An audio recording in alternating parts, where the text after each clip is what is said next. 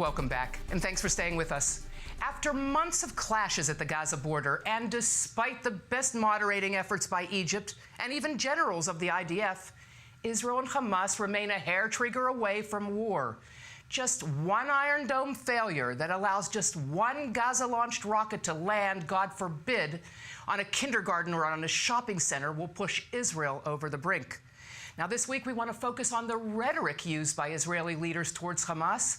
We constantly hear them talk, but can they also walk the walk? Here's a short example. We will not hold the IDF back. We will support them and complete the job of destroying Hamas in the Gaza Strip. They must understand that they will get back the bodies of Muhammad Deif, Ania, and the entire leadership of Hamas in the Gaza Strip. You know, with terrorists, you don't talk. Terrorists, you kill. Yahya Sinwar's home should look like this morning. Also, the home of Ismail Haniya should look like this. Hamas needs to pay a price. They are responsible. And with me now in the studio is IDF Reserve Major General Gershon Hacohen, a former commandant of the IDF War Colleges, who's now with the Begin Sadat Center for Strategic Studies. So, Defense Minister Liberman insists that Israel must talk in a language its enemies understand. Do you think Hamas understands such vague language, and does this bolster or erode Israel's deterrence? Is it a real serious issue that you are raising now? And a very classical issue from the time of the Bible. Anyhow, a PhD dissertation could be written about that, and we will speak very shortly about it. It was already written in the Bible.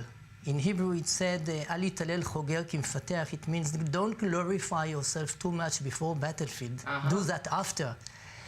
It is coming from a deep awareness about the fact that battlefield is open in the outcome. Right. Nobody can really promise what will be the outcome. Indeed. So not to glorify too much your capabilities. Who knows what will be the outcome? And does Hamas even understand these vague and threats, or are they empty threats in their eyes? We must, I don't know, they are analyzing everything. They are absolutely aware about the Israeli necessities, political necessities, and we really can find here two main explanations.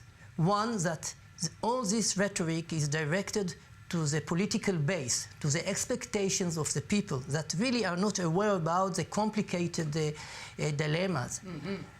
And if they really want to follow something that will give them support, they must be really in an image that they are decisive in at least speaking. Absolutely. If not doing. On the other side, there is something else, more important than that, just rhetoric to deliver something to the voters. It is something that coming from a real awareness of a problem, that they cannot really tell the truth to the people. The truth is that the struggle will go on open-ended.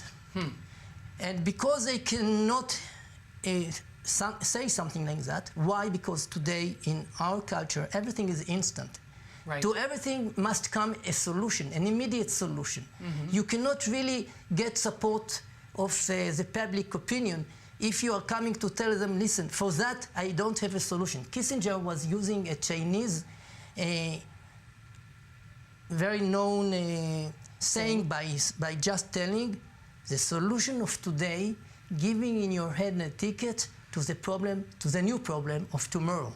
Interesting. Now, what happens when such wavering, such bold talk is not met by actions? And what type of signal does this send to Israel's more formidable foes, Hezbollah and Iran? It is bringing us 2,400 years ago to Homerus, to the difference between Achilles, the icon of heroism, that dying by glorifying himself, and on the other side, the real hero, Odysseus, that he is aware of his weakness, aware about all anxieties, therefore he must come with a trick like the horse to Troya, and other tricks like how he is coming back to Penelope, his wife, by just not coming formally as Odysseus. So it means Odysseus is the example of someone not afraid from looking forward to the anxieties. Yes. And that's a strength, not a weakness. This is a strength. And therefore the real hero is the Odysseus. Well, let's talk about the difference in the language used by Israel's political leaders and commanders in the IDF. They seem to be much more measured and more exact, but not always. They are also given to hyperbole.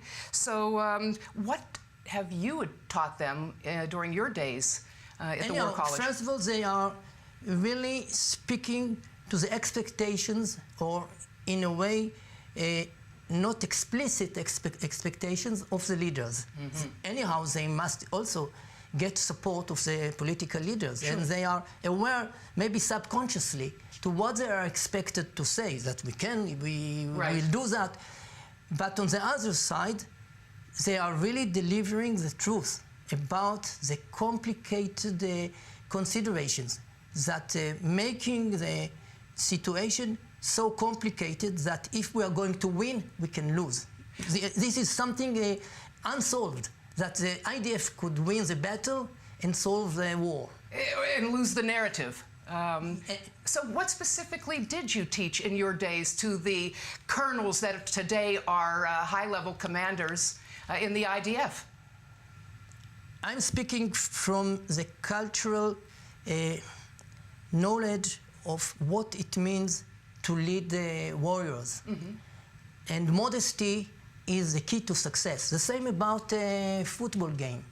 Just think about Germany team in Mondial. They have really came absolutely ready, and they just failed, absolutely. Why they failed? Because nothing is really promised and nothing is really predicted. And a real professional commander aware about this necessity of modesty. Now, it's interesting when we compare the rhetoric being used here in Israel to that being that has traditionally been used in America. At least before the age of Trump, political and military leaders tended to be much more moderate and restrained, not given to hyperbole. Of course, the age of Trump has changed all that, because now you're hearing about fire and fury, the likes of which the world has never known. Should we all be concerned at this downward spiral in the level of language? It came also from the new troubles in the phenomena of warfare.